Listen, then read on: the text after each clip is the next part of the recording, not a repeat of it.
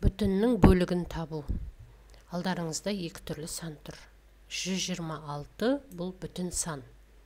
Ал 6-дан 3 деген бөлшек сан.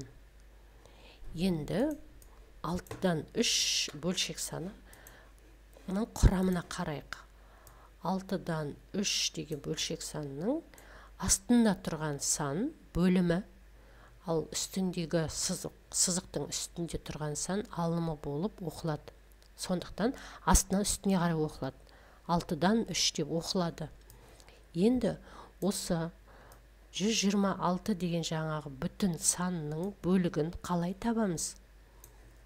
Бізде 126 деген санның 6-дан 3 бөлігін тап деген тапсырма берілсе, біз бүтін санды алдымен бөліміне бөлеміз, сосын алымына көбейтеміз. 126-ны 6-ға бөлгенде 21 шығады. Оны 3-ке көбейткенде алымына 63 шығады.